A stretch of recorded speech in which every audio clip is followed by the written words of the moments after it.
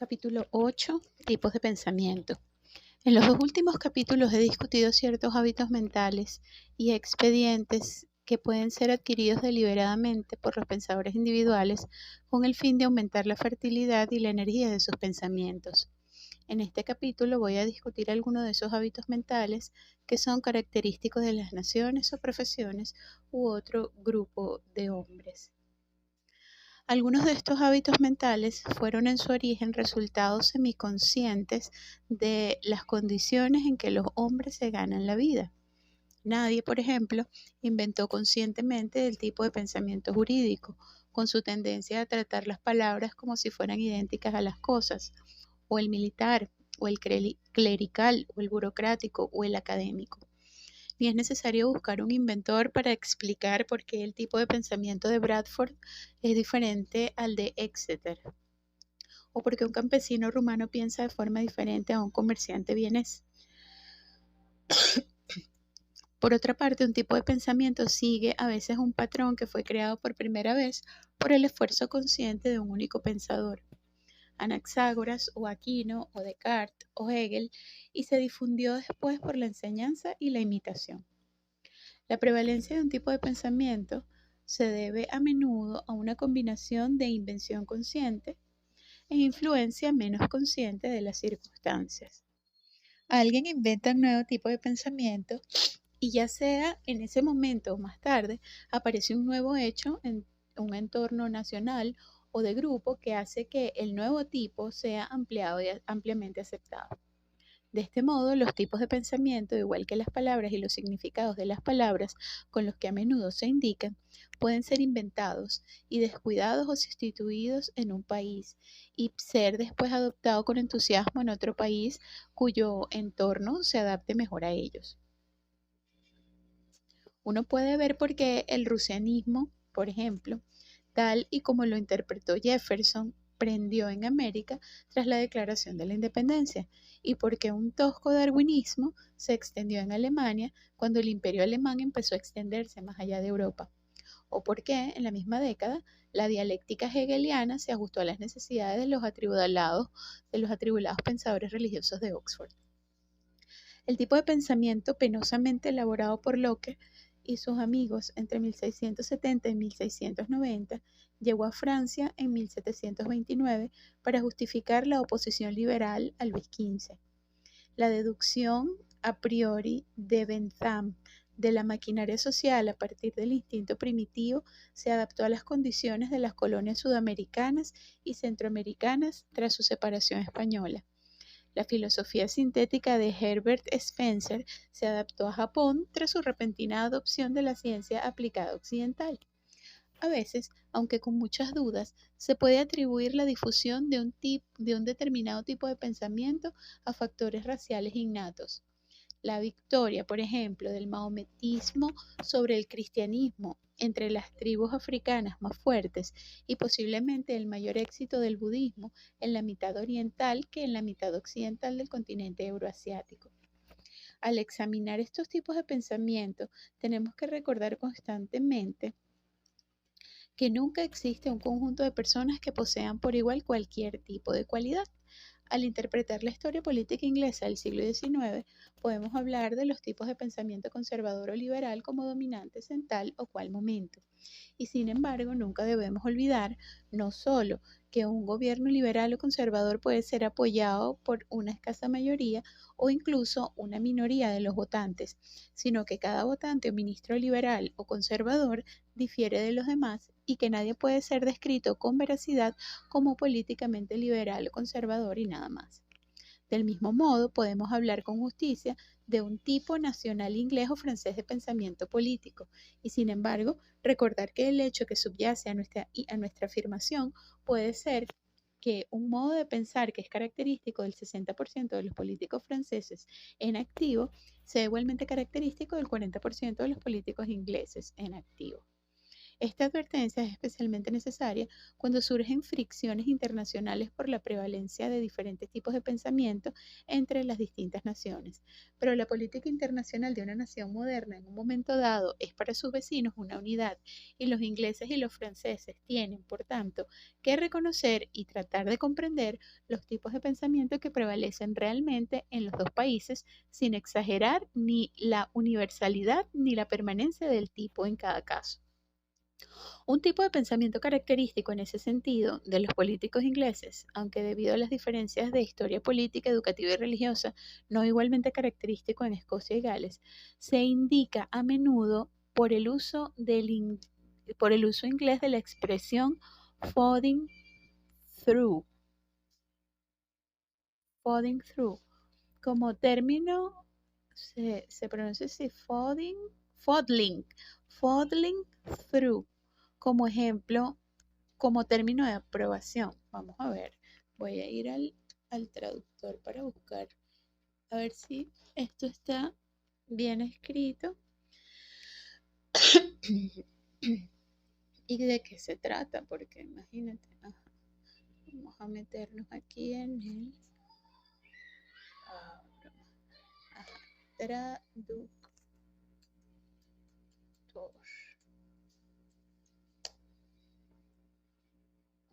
Vamos a ver si me abre, porque estoy cargando un video de YouTube y mi máquina se pone lenta.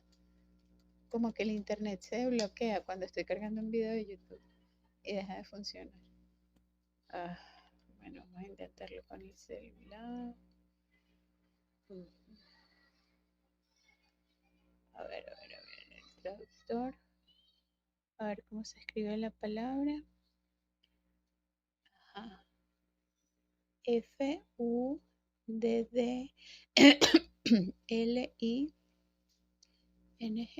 Foddling. Foddling. Pues.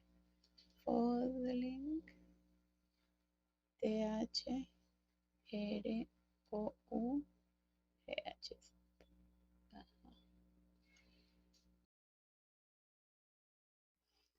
Es modeling through y significa salir del paso, como término de aprobación. Ese uso pasó de moda por razones obvias durante la guerra, pero ahora que el pueblo inglés desea intensamente un retorno a la paz y a los caminos de la paz, está reapareciendo. El canónigo Barnes, ahora obispo de Birmingham, escribió, por ejemplo, en 1822, al discutir ciertas propuestas educativas, que las dificultades administrativas las estamos resolviendo rápidamente gracias a nuestro genio nacional para salir del paso, o sea, de modeling through. Lord Selborne, en 1924, hablaba de la gloriosa incapacidad para el pensamiento claro, que es una de las características distintivas de nuestra raza. Es la causa de nuestras mayores dificultades y ha sido el secreto de algunos de nuestros mayores éxitos. Lytton Strachey, en su Queen Victoria, páginas 150 y 152, declaró que Lord Palmerston era inglés hasta la médula.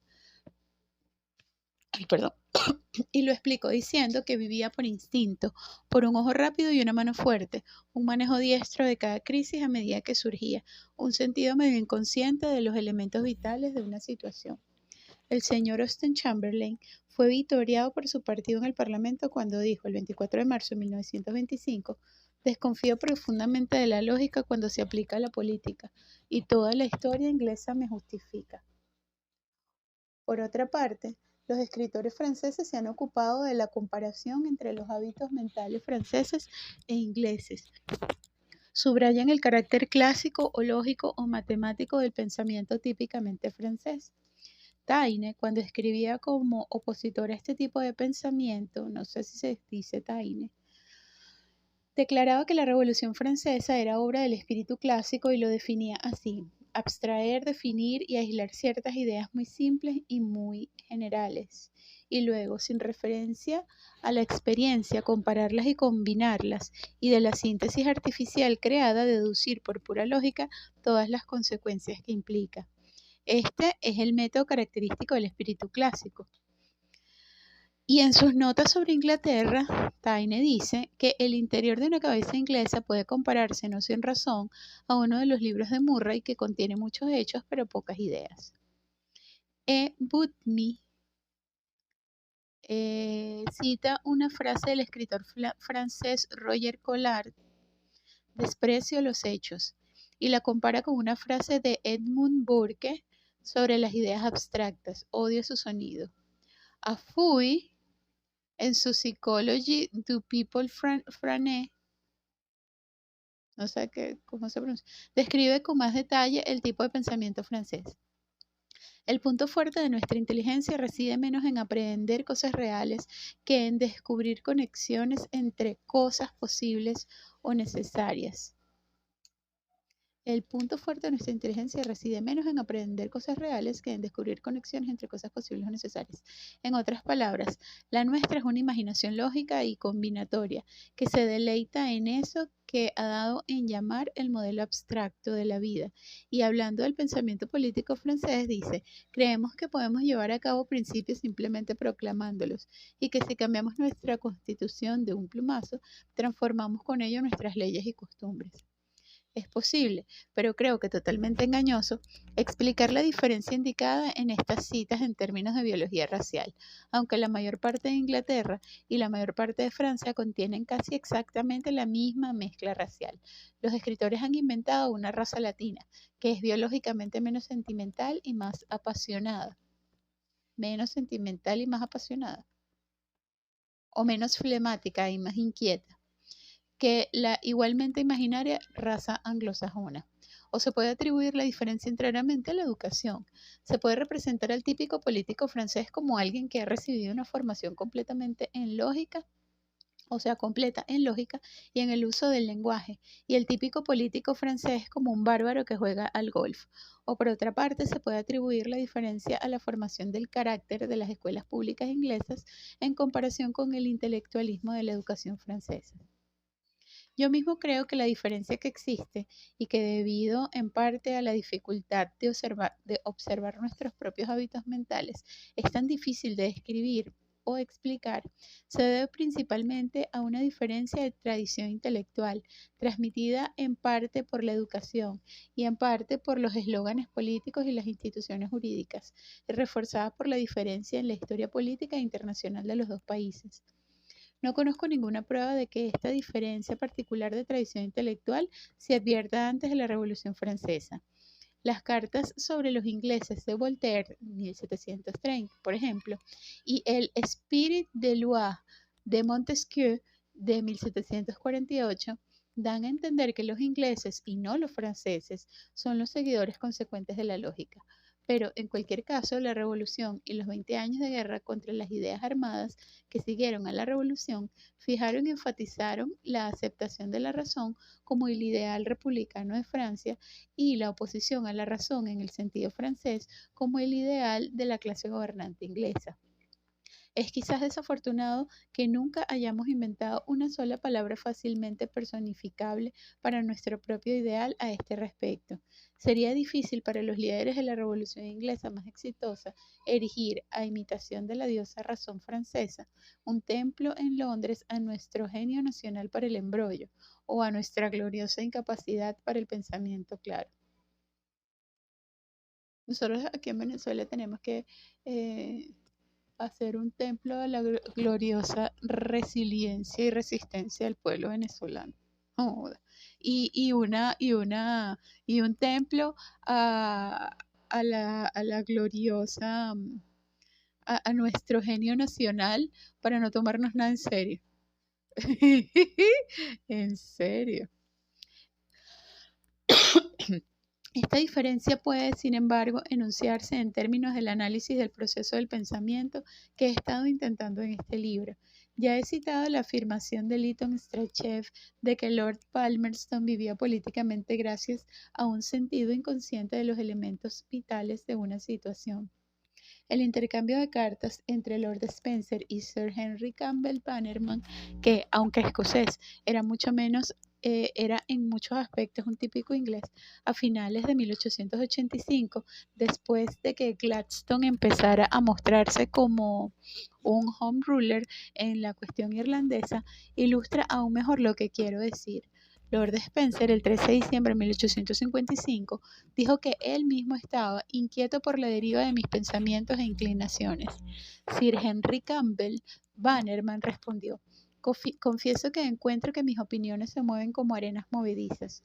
Es un gran consuelo y alivio para mí oír que usted está tan molesto y acomplejado. Esto demuestra que mi enfermedad está en el aire y que no es exclusiva de mí mismo. Fui podría haber tomado esto como un ejemplo típico del pensamiento inglés y podría haber comparado esta manera aparentemente pasiva sobre la deriva de los pensamientos propios con la aplicación rigurosa de principios políticos definidos a un nuevo problema al que M. Clemenceau había apuntado en las mismas circunstancias. Nuestro hábito de pensamiento inglés nos lleva fácilmente a cambiar de opinión cuando descubrimos que pensamos de forma diferente sobre una situación. Me han contado que durante uno de los intentos de Lord Salisbury de llegar a un entendimiento anglo-alemán, un joven funcionario de la oficina colonial alemana fue destinado temporalmente a la sección africana de nuestra oficina colonial y que quedó asombrado por el carácter ilógico de nuestro trato con las tribus nativas. Un jefe nativo nos daría todas las justificaciones posibles para enviar una expedición punitiva contra él. Y no lo haríamos a menos de que de alguna manera sintiéramos que en ese momento valía la pena. Y un joven funcionario francés podría haber hecho la misma observación. Ambos hábitos nacionales entrañan, por supuesto, sus propios peligros especiales.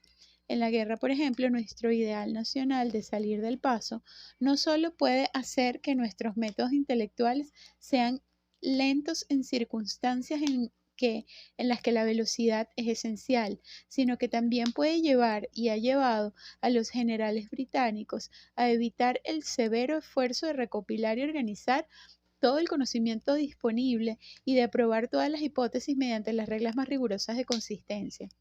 La experiencia inglesa, una vez más, demuestra que los estadistas que aceptan nuestro ideal de expectación intelectual y emocional deben tener mucho cuidado antes de comprometer a su país en compromisos vinculantes con otros países.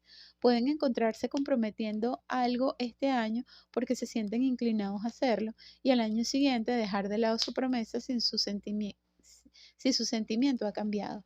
El hecho, por ejemplo, de que en 1917, durante la tensión de la guerra, prometiéramos igualdad de trato a los hindúes y a los blancos en África, y que en 1923, una vez superada la tensión, nos negáramos por razones que entonces parecían buenas a cumplir nuestra promesa en la colonia de la Corona de Kenia, puede resultar un elemento muy serio en las futuras relaciones entre la Gran Bretaña y la India.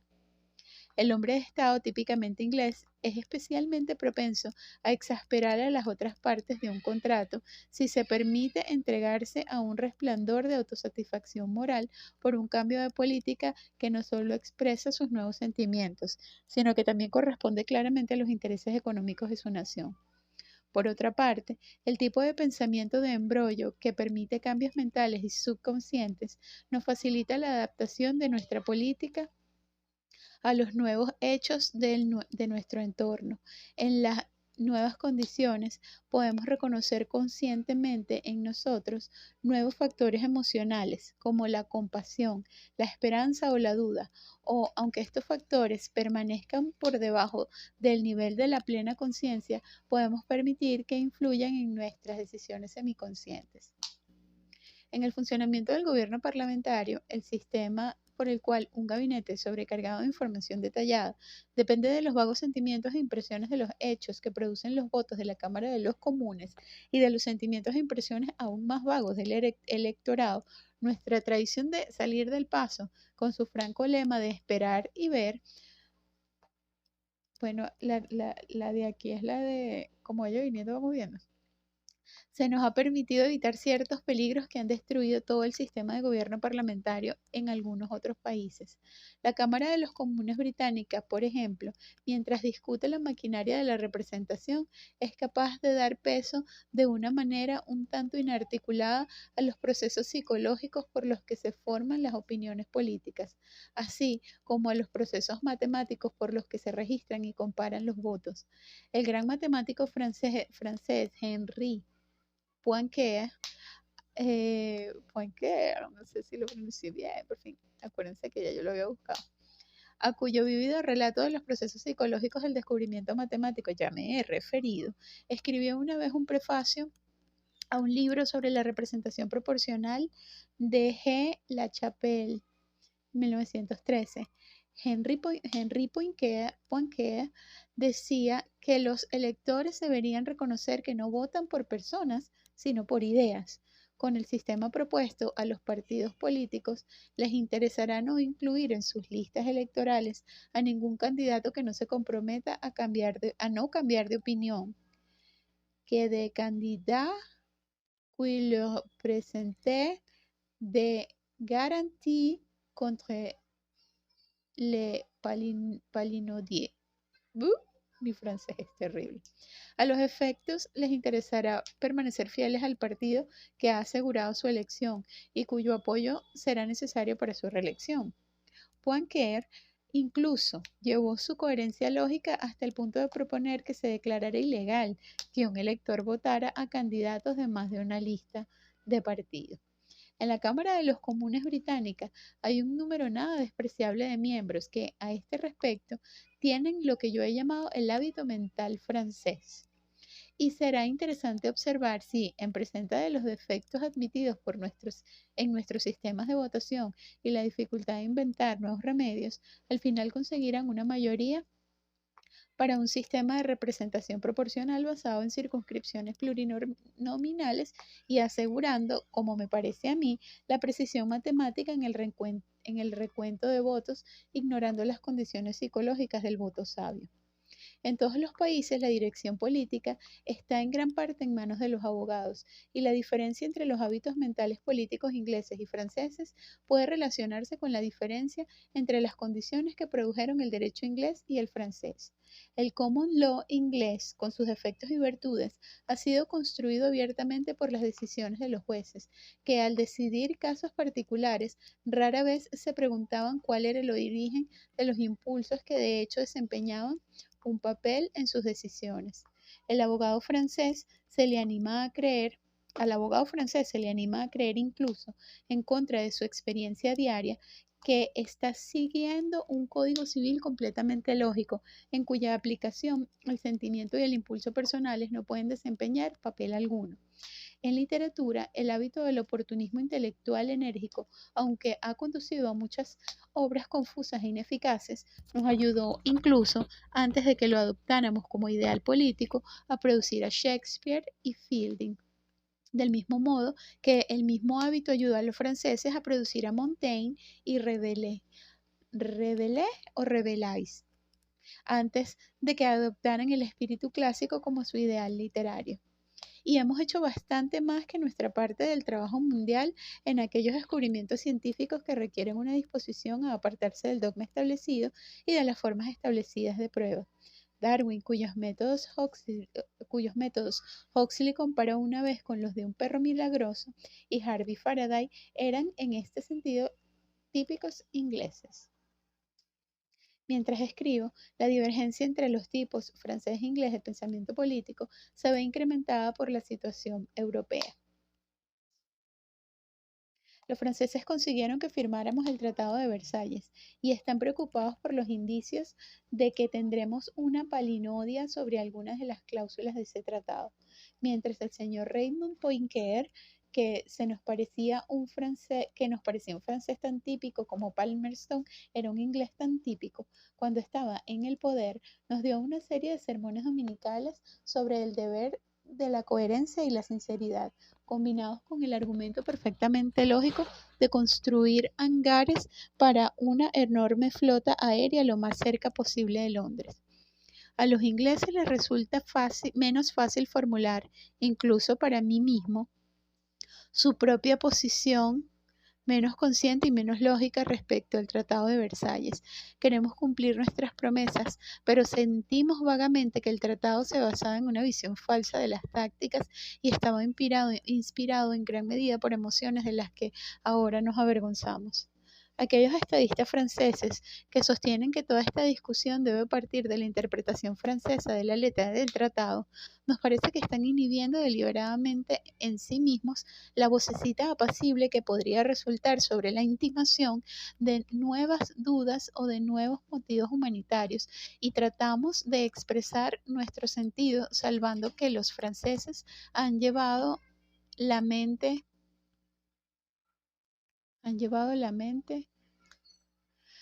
ay, no sé qué dice aquí, no sé qué, a la paz.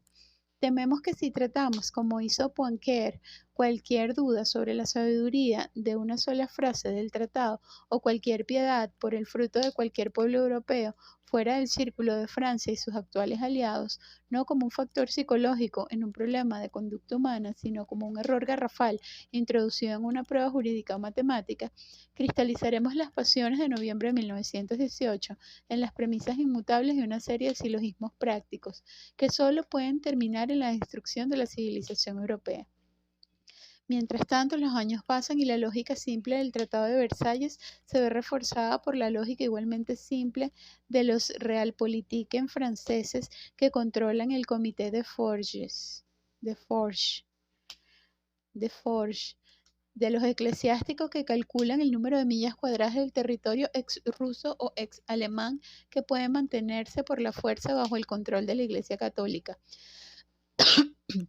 y de los campesinos poseedores de renta francesa. Incluso en septiembre de 1925, cuando Francia e Inglaterra hicieron su gran intento en la Asamblea de la Sociedad de Naciones de llegar a un entendimiento que condujera a la paz europea permanente, el señor Painlevé y el señor Chamberlain se vieron en la necesidad de explicar al mundo entero que sus desacuerdos en el pasado habían sido causados por la diferencia de hábitos mentales nacionales. Dijo el señor Painlevé, Official Report of the Proceedings, el 7 de septiembre de 1925.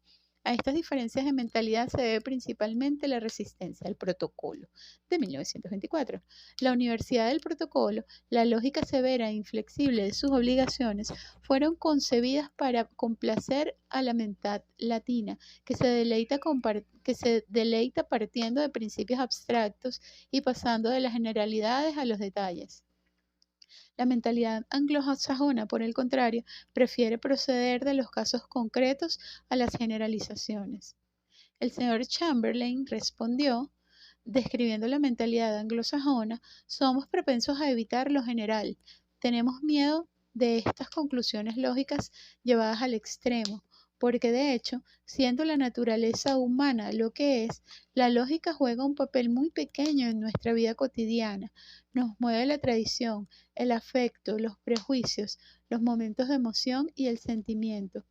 Y ante cualquier gran problema rara vez nos guiamos realmente por la severa lógica del filósofo o del historiador, que, alejado de toda la agitación de la vida cotidiana, trabaja en la calma estudiosa de su entorno. Ya va. O sea, la manera en que nosotros vemos las cosas aquí es muy latina, o sea, de lo general a lo particular, porque eso no es un principio de la investigación. Bueno, no sé, así fue que me enseñaron en mi universidad. No, aquí nosotros agarramos todo lo general y de lo general nos vamos a lo particular. Por eso es que tengo una personalidad tan holística que yo tiendo a ver como todo lo general y los detalles no me importan tanto. Y bueno, si necesito irme a los detalles me voy, pero yo veo todo como más en conjunto. Y resulta que aquí dice Wallace que es la manera de pensar latina. Y la manera de pensar anglosajona es todo lo contrario. Prefiere ir de lo concreto a las generalizaciones. ¿Qué tal? Por supuesto, es cierto que por el momento esta aguda oposición entre la posición ilógica del típico político inglés, con su tendencia a un perezoso descuido de las consecuencias lógicas de sus propios actos y palabras pasados, y la lógica del típico político francés que parece exigirle que suprima todos sus motivos, excepto los más simples y egoístas, se debe en gran parte a la diferencia en la posición militar y económica de las dos naciones. Pero creo que el contraste también se debe en parte a un mero y torpe accidente de la tradición. Y espero que algún día prevalezca un arte de pensar, quizás después de los horrores de una nueva guerra de los 30 años, en el que las verdades psicológicas implícitas de ambos tipos de pensamiento puedan ser reconocidas y combinadas, y los errores de ambos puedan ser evitados en alguna medida. Si los psicólogos llegan a crear un arte semejante, es posible que dentro de un siglo, en agradecimiento por haber escapado por un desastre mundial que parecía lógicamente inevitable, se erija una estatua en Nueva York, París o Pekín, no de la diosa de la razón, sino a Psique, la diosa que preside la sabia dirección de todo el organismo pensante. Y entonces, incluso esos filósofos e historiadores, cuyos hábitos mentales profesionales el señor Chamberlain describió sin ninguna apariencia de ironía, pueden dejar en la calma estudiosa de sus bibliotecas de ignorar la mayoría de las condiciones de su problema, y a veces espero que en América se desarrolle primero un arte del pensamiento que haga pleno uso de todos los factores del organismo humano. Cuando trato de imaginar mi ideal de trabajador intelectual del siglo XX, me encuentro recordando a ciertos americanos que he conocido, de los cuales, omitiendo a los que aún viven, nombraré en primer lugar al difunto profesor William James. Estos hombres alcanzaron una gran simplicidad mental, una accesibilidad a los sentimientos de bondad y humor, una divertida humildad al observar sus propios procesos mentales, una ausencia de rigidez tanto de clase como de profesión o nación, que puede que algún día indiquen a la humanidad mucho de los medios más importantes para guiar la vida humana mediante el pensamiento humano. Habría sido probable que algún hombre de ciencia que no fuera un americano moderno escribiera, como James escribió después de abrir en 1885 el primer laboratorio psicológico en Harvard: intento pasar 2 horas al día en el laboratorio de psicofísica que empecé el año pasado, pero cuyos frutos me temo que tardarán en madurar, ya que mi aptitud experimental es muy pequeña, pero estoy convencido de que uno debe protegerse de alguna manera contra la creciente tendencia al subjetivismo en su pensamiento a medida que la vida avanza. Una de las cartas de Pash, en una de las cartas que Pash, en una de las cartas de W. H. Pash hay un pasaje que ciertamente no habría sido escrito por Lord Curzon o Kamenev o Mussolini o Raymond Poincaré. Un día le dije a Anderson, por supuesto, que nadie es infalible, y menos nosotros. Es posible que estemos equivocados. ¿No puede haber algún elemento importante en el problema que no vemos? Invoca y alimenta todas las dudas que puedas reunir sobre la corrección de nuestro punto de vista. Ponte a la defensiva. Recuerda todas las vacilaciones que hayas podido tener, y mañana me dirás todos los puntos débiles que pueda haber en nuestro juicio y nuestras conclusiones. Ningún método intelectual es infalible, y las conclusiones finales del señor Pash pueden haber sido correctas o erróneas, pero al menos aquí tenemos un tipo de pensamiento más esperanzador, creo yo, que la mera espera pasiva de acontecimientos psicológicos que a menudo caracteriza el hábito inglés de salir del paso, o la lógica mecánica de Poincaré. Sin embargo, no sería fácil argumentar que el tipo de pensamiento de William James y de W. H. Pash representa el hábito intelectual de un número suficiente de americanos como para llamarlo el tipo nacional americano, o que en América se encuentra un tipo intelectual nacional claramente reconocible y generalmente aceptado. Estados Unidos es la más antigua de las grandes democracias existentes, y aunque los periodistas estadounidenses a menudo se quejan de la inercia política de sus conciudadanos, Imagínate tuvo en 1920 una mayor proporción de la población estadounidense que quizás de cualquier otra nación civilizada es capaz de influir en las decisiones políticas, sociales y religiosas de sus comunidades. Los muchos millones de hombres y mujeres cuyo pensamiento contribuye a crear la opinión estadounidense son descendientes de migrantes de todas partes de Europa.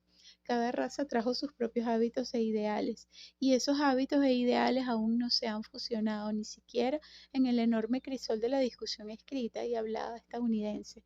Para un observador extranjero, la perspectiva mental de la Declaración de la Independencia de Jefferson parece sobrevivir principalmente en gran parte de la oratoria pública y en la impaciencia generalizada por la coerción legal, que a veces choca extrañamente con la doctrina de Andrew Jackson del derecho coercitivo ilimitado de una mayoría votante. La política estadounidense, por su parte, está influida en gran medida por el vigor y el gusto que los irlandeses estadounidenses católicos romanos utilizan la maquinaria de la democracia, pero la tradición católica parece haber contribuido menos en Estados Unidos que en... Pero me ahogué. Ah, pues. No morí. Aquí estoy. Que en otros lugares a cualquier corriente general de pensamiento nacional. Tal vez el tipo de pensamiento que en la actualidad podría reivindicar con más fuerza su predominio en Estados Unidos es el que los estadounidenses denominan la mente pionera. Este tipo representa una combinación entre la tradición protestante evangélica, que ve la vida en este mundo como infinitamente sin importancia en comparación con las recompensas y castigos del otro mundo, y los hábitos intelectuales que surgen de los hechos de la vida cotidiana entre los agricultores pioneros, que en la frontera hacia el oeste domaron los bosques y las praderas con un trabajo que habría sido insoportable a menos que sus mentes se hubieran fijado en los resultados distantes en lugar del disfrute presente.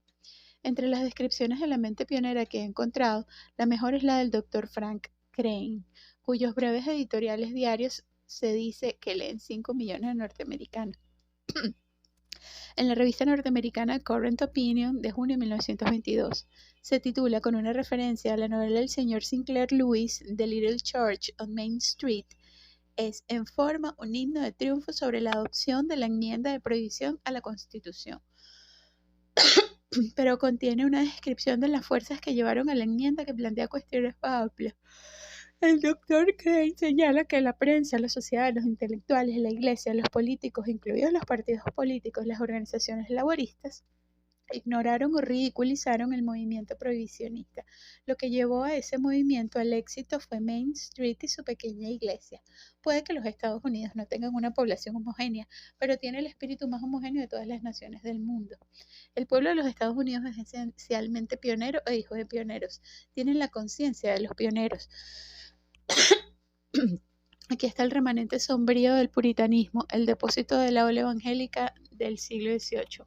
Aquí está ese profundo sentimiento de que el hombre es ante todo una criatura moral, en un contexto en la eternidad, en que toda cuestión es primordialmente una cuestión moral, que un ser humano es ante todo un alma inmortal y que no debe permitirse que persista nada que ponga en peligro esa alma.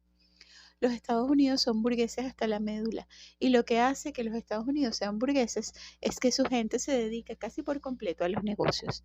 Es decir, todos están ocupados tratando de lograr algo. La palabra clave para América es logro. La palabra clave para Europa es disfrute. El americano concibe la vida en términos de hacer alguna tarea. El europeo se concibe a sí mismo como nacido para disfrutar de la vida y solo trabaja lo suficiente para permitirse tener los medios para ese disfrute. Por eso Estados Unidos es enormemente eficiente. Ningún americano con mentalidad pionera es, por supuesto, exactamente igual a otro americano con mentalidad pionera, y no existe ningún americano cuyos hábitos de pensamiento sean total y exclusivamente del tipo pionero. Pero la prueba de las sucesivas elecciones ha demostrado lo poderoso que sigue siendo este tipo. Para observar un extranjero, sin embargo, es probable que el tipo pionero pierda en gran parte su poder en un futuro próximo. El señor Bryan vio, por ejemplo, que todo lo que debilita la doctrina de la infalibilidad de la Biblia debilita el tipo pionero, del que él era el ejemplo más conspicuo, y por ello dedicó los últimos años de su vida a la agitación fundamentalista. Pero cada chico o chica inteligente que lee los primeros capítulos del Bosquejo de la historia de Wells o unos pocos extractos de una traducción del texto babilónico de la historia del diluvio en la epopeya de Gilgamesh, o ve una fotografía de los cráneos de Neandertal y Piltdown, está en peligro de perderse para la causa fundamentalista. Con el fundamentalismo puede irse la vieja y clara convicción de la total insignificancia de esta vida cuando se compara con la vida después de la muerte. Cada cambio, de nuevo, en la dirección de una mayor industrialización, ya sea en la vida urbana americana o en la agricultura americana, tiende a debilitar el tipo de pensamiento pionero. El hombre que ve a diario ante sí su propia granja recién recuperada que heredarán sus hijos y nietos,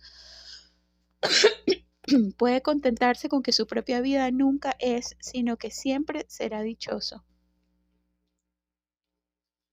El minero sindicalista o el operario de fábrica o el maquinista o el oficinista o el maestro de escuela que sirven con un salario fijo a alguna enorme corporación pública o privada, seguramente tarde o temprano pedirán una medida de bienaventuranza aquí y ahora. ¿Qué pasó, negro? ¿Qué pasó, negro? A mí también me parece, ay, qué chico. Ay, me encantan tus abrazos. A mí también me parece probable que la disolución del tipo de pensamiento pionero en los Estados Unidos pueda acelerarse en gran medida por la difusión del conocimiento en cuanto a la psicología humana. En este momento, bueno, pero tengo como una galilla y...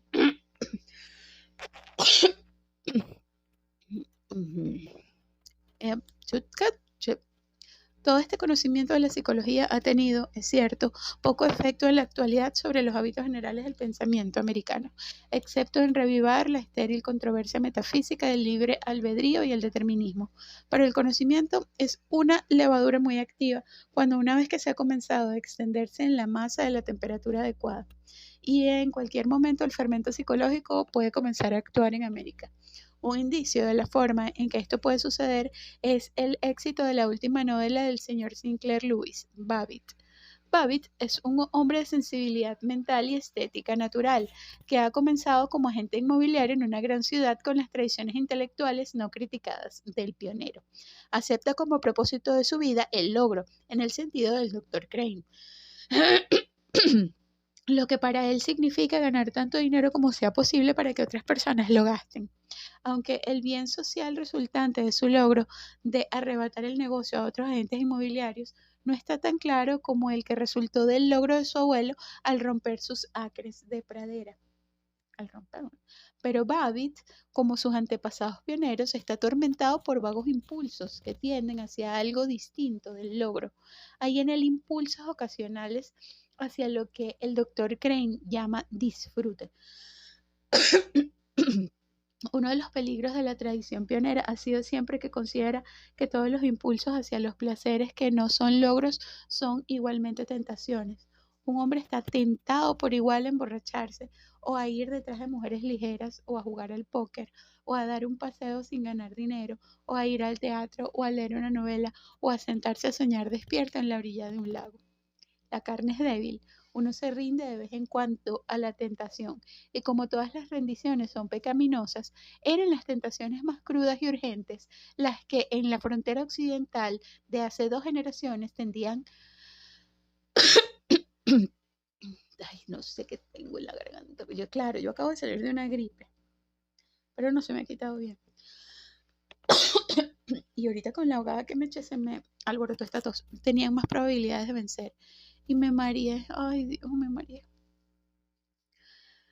En una ciudad comercial moderna, las formas más sutiles de diversión pueden parecer aún más distantes e irreales, y los vagos impulsos de Babbitt lo empujan sin querer, infeliz y desconcertado, a la bebida, a las mujeres y al arrepentimiento.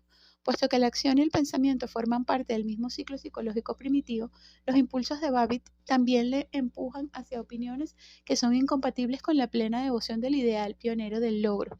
Se siente incómodo después de hablar con el amigo que ha flaqueado en su devoción al éxito pecuniario y que ha seguido a los extraños dioses del liberalismo y el disfrute intelectual. Pero la incomodidad de Babbitt pasa pronto y le dejamos todavía leal a la mente pionera y solo ocasionalmente envidioso de su hijo que finalmente la ha abandonado. En la novela, Babbitt está indefenso porque no sabe lo que le está pasando, pero un Babbitt que haya leído Babbitt y haya reconocido allí su propio tipo, puede verse afectado tan poderosamente como le ocurrió a un amigo mío cuando se reconoció a sí mismo como Broadbent en la otra isla de John Ball de Shaw y salió directamente del teatro para escribir una carta renunciando a su candidatura parlamentaria. Puede que aprenda a distinguir entre su anhelo de poesía y de algún tipo de pensamiento más penetrante que el eslogan de su partido, y su anhelo de Hook o de la vida de los Cavendish Apartments. Puede aprender a esperar expectante hasta que sus vagas intuiciones se conviertan en pensamientos claros y decisiones claras. La difusión del conocimiento psicológico puede crear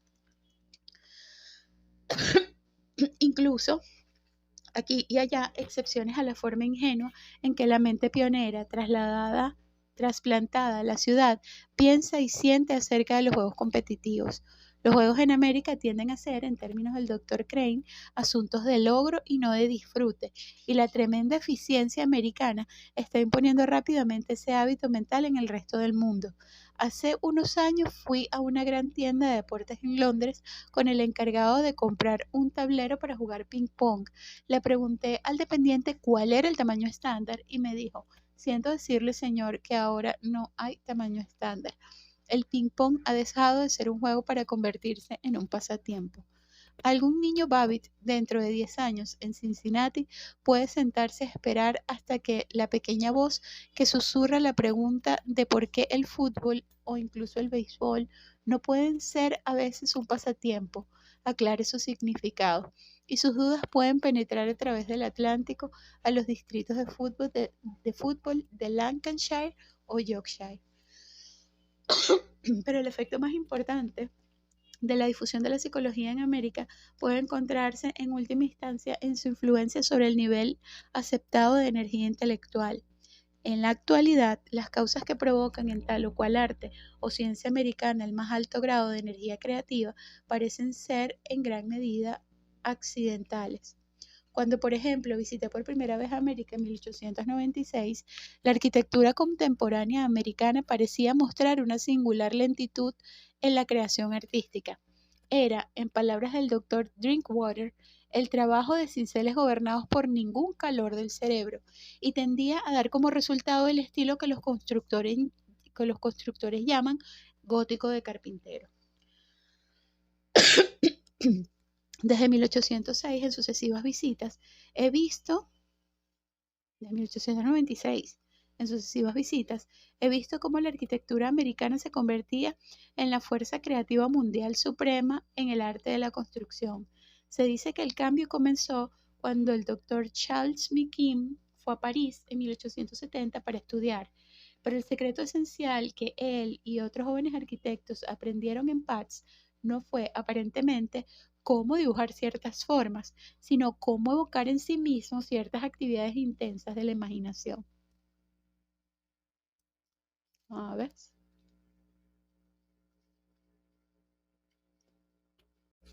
Henry James, en su admirable vida de William Wetmore Story, ha descrito los hábitos mentales de los pintores y escultores americanos 40 o 50 años antes de mi primera visita a los Estados Unidos.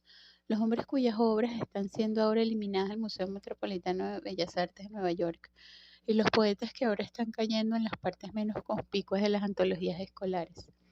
Pero fueron a Roma, compraron chaquetas de terciopelo, trabajaron horas interminables, fueron buenos amigos y buenos hombres, pero de algún modo nunca aprendieron a hacer ese esfuerzo esquivo de todo el ser mediante el cual puede producirse la energía necesaria para el gran arte.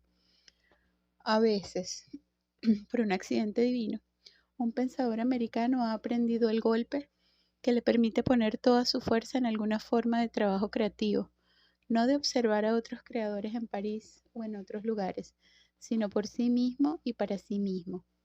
Algún psicólogo norteamericano debería estudiar detenidamente el proceso psicológico que convirtió a Walter Whitman en 1846 en escritor de intolerables versos edificantes y novelas más intolerablemente edificantes.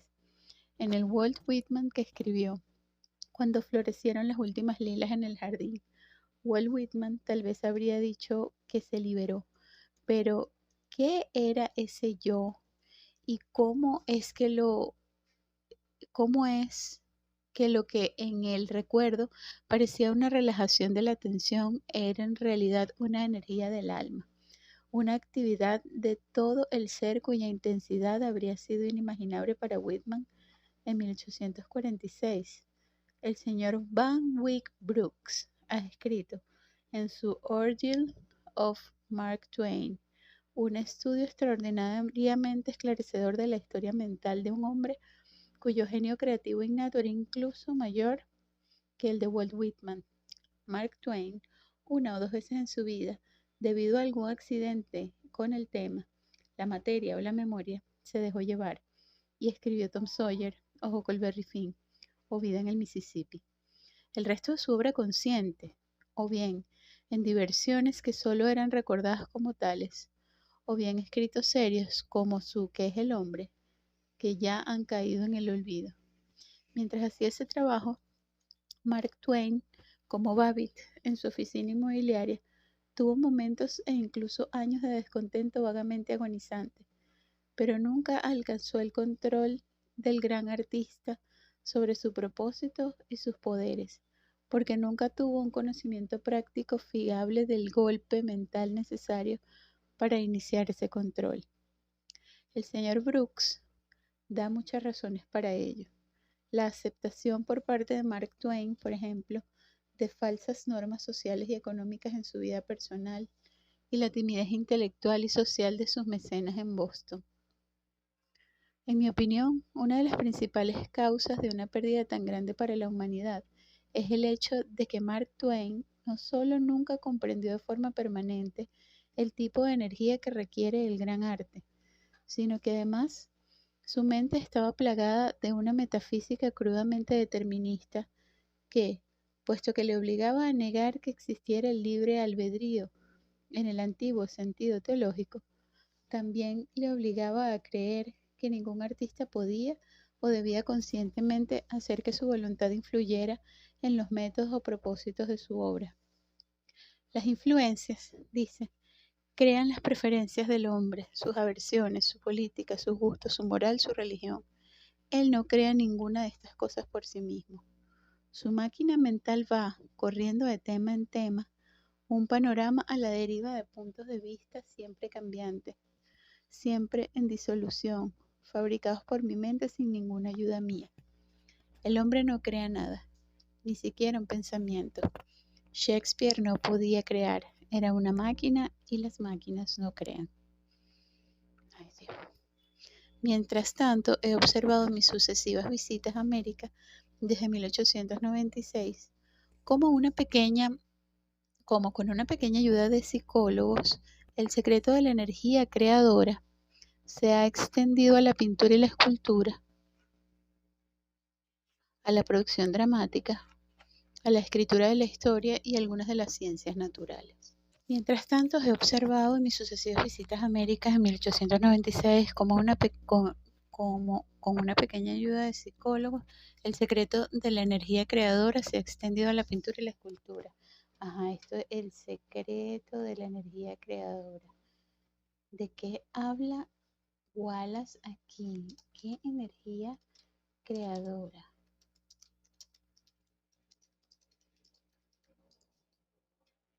Ah, chévere. Se ha extendido a la pintura y a la escultura, a la producción dramática, a la escritura de la historia y a algunas de las ciencias naturales, y deben haberse producido muchas otras nuevas adhesiones de energía creadora que ignoro. Pero el advenimiento del gran período de producción intelectual y artística en América, que yo espero me sigue pareciendo que requiere no solo una comprensión más amplia y exacta de la naturaleza de la energía intelectual de lo que es común altamente en América, sino también un aumento de la simpatía americana por el esfuerzo intelectual en sus formas más severas y desinteresadas. En cuanto a la historia de la humanidad, algunos artistas y pensadores creativos han llevado a cabo su trabajo en una atmósfera de desprecio casi universal, pero los grandes periodos de creación han ido generalmente acompañados de una medida considerable de comprensión y simpatía por la obra del creador entre aquellos que se beneficiarán de ella. Y ha sido uno de los principales obstáculos para el progreso humano que el tipo de mente pionera odie y desprecie, y sin embargo tema al tipo creativo. Aristófanes en Las nubes nos interpreta los sentimientos con que pensaban Sócrates los campesinos nacidos libres que se agolpaban en el teatro de Dionisio procedentes de los valles cercanos a Atenas. Todo lo relacionado con Sócrates, su distanciamiento de sus intereses y prejuicios, su indiferencia hacia las sólidas satisfacciones de una buena ropa y una buena y una comida adecuada y un horario regular, la perpetua sospecha de que se reía de ellos, todo contribuía a reforzar su temor de que la libertad y la intensidad de su pensamiento pudieran destruir toda la estructura de la sociedad y el Estado.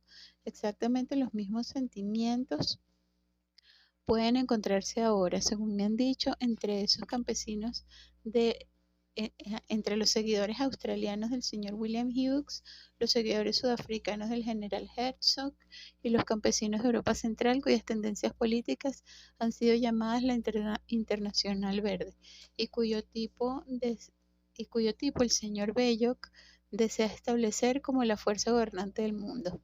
En América, el pionero, ya sea un granjero de Nebraska, Indiana o Tennessee, o un simple devoto de las finanzas de Wall Street, o en el New York Union Club, o en el Chicago Wheat Pit, o en la Hermandad Rotarian, revela su tipo empleando la palabra intelectual como término de desprecio. Platón y Dante, Spinoza y Descartes, Locke y Darwin y Bentham. Si vivieran ahora en Estados Unidos, serían todos highbrows para la mente pionera. Mis amigos americanos me aseguran que no será una tarea fácil ni corta cambiar esta actitud. El cambio, cuando llegue, será el lento resultado de muchas causas. Ya, si un hombre gana mucho dinero o permite a otros ganar mucho dinero con sus ideas, puede ser tan distraído e irónico como quiera. Ni siquiera el senador Lusk de Albany le llamará intelectual. Si de nuevo la fama de un creador estadounidense es lo suficientemente mundial como para llegar a los periódicos estadounidenses desde el extranjero, no es probable que se le llame intelectual. Si Einstein no hubiera nacido en Estados Unidos y hubiera logrado encontrar oportunidades para hacer su trabajo y darlo a conocer, ningún estadounidense le llamaría intelectual. Cuando los grandes compositores musicales estadounidenses del futuro sean aclamados en los teatros de la ópera de Berlín y Milán, nadie en Nebraska les llamará intelectuales. Incluso ahora, aparte del hecho de que ha ganado dinero con sus obras, nadie llama intelectual al señor Eugene O'Neill. La única justificación del desprecio del tipo pionero americano por los intelectuales es la existencia de imitadores fraudulentos o autoengañados del tipo creativo. Mis amigos americanos me dicen que en América, con su colosal sistema de educación literaria, hay más hombres y mujeres jóvenes que en cualquier otra parte que se sienten atraídos por la idea de la creación intelectual, sin poseer las facultades naturales necesarias, ni adquirir el secreto de estimular y mantener la intensidad de la energía necesaria. Incluso en la antigua Grecia había, como decía el proverbio, muchos que llevaban el tirsus y pocos que estaban inspirados por el dios. El reconocimiento de que existe un arte del pensamiento con normas propias puede disminuir esta proporción en América, tanto ayudando al joven genio a descubrir el tipo de esfuerzo que está llamado a realizar, como ayudando a sus vecinos a distinguir entre el verdadero artista y el falso. El progreso de la creación intelectual americana puede también acelerarse mediante una extensión de la concepción de la moralidad de modo que incluya no solo la conducta familiar, sexual, dietética y comercial, sino también la conducta del intelecto. El Dr. Kane nos dice que para la mente pionera, toda cuestión es primordialmente una cuestión moral. Cualquiera que haya tenido la costumbre de leer periódicos y escuchar discursos estadounidenses, tanto como durante y después de la guerra, habrá notado que el hábito de pensar en cada problema como una elección entre el bien y el mal prevalece en Estados Unidos mucho más que en cualquier otro país, excepto quizás China. En la actualidad, la idea de moralidad está asociada en América con la tradición religiosa cristiana, y el señor Bryan, en su prédica fundamentalista, me pareció que estaba utilizando el prestigio de esta tradición para inculcar todos los métodos de pensamiento que tienen más probabilidades de impedir que los seres humanos descubran la verdad y crean belleza. A veces la idea consciente o la censura semiconsciente de la moralidad apunta en América a la virtud puramente negativa de impedirse a uno mismo pensar libremente para mantener ciertas convenciones sociales. Hace 18 años, William James se quejaba de que todos conocemos a personas que son modelos de excelencia, pero que pertenecen al tipo de mente filistea extrema. Tan mortal es su respetabilidad intelectual que no podemos conversar sobre ciertos temas en absoluto, no podemos dejar que nuestras mentes jueguen sobre ellos, ni siquiera podemos mencionarlos en su presencia.